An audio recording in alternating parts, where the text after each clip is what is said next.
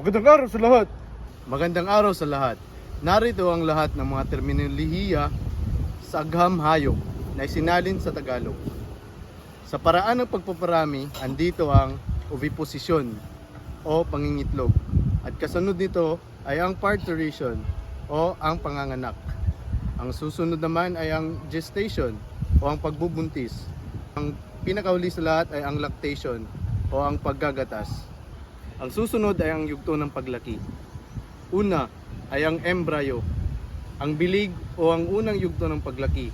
Ang ikalawa ay ang fetus o ang namumuong sanggol o ang huling yugto ng paglaki. At ang ikatatlo ay ang neonate o ang isang bagong silang na hayop.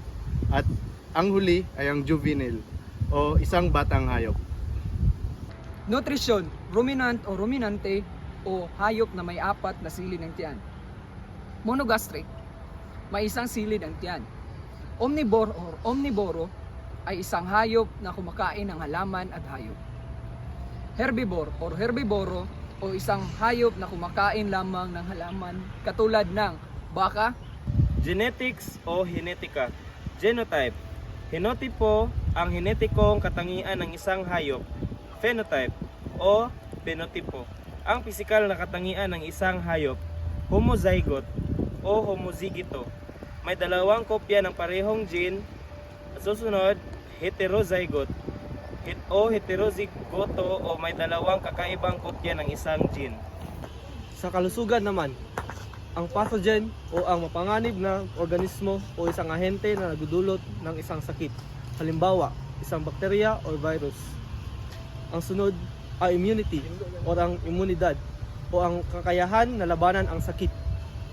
Ang susunod ay ang vaccination o ang pagbabakuna o ang pagbibigay ng bakuna upang maiwasan ang sakit. Antibiotic o antibiotiko, ang isang gamot na ginagamit upang gamutin ang infeksyon ng bakterya.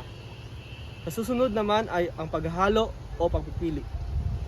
Pedigree, ang lahi o ang isang talaan ng angkan ng isang hayop. Line breeding o ang paghahalo ng mga hayop na may kaugnayan sa isa't isa. Inbreeding o incesto. Ito ang paghahalo ng mga hayop na malapit sa kaugnayan sa isa't isa. Seleksyon o ang pagpili.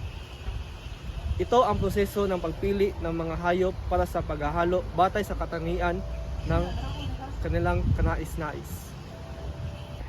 Pag-uugali, ethology o etolohiya o ang pag-aaral ng pag-uugali ng mga hayop. Social hierarchy o hierarkiyang panlipunan o ang pagpaparanggo ng mga hayop sa loob ng isang grupo. Dominance o dominansya o ang katayuan ng pagiging dominant sa ibang hayop. Submissiveness o pagsunod ang katayuan ng pagiging sunod sa ibang mga hayop.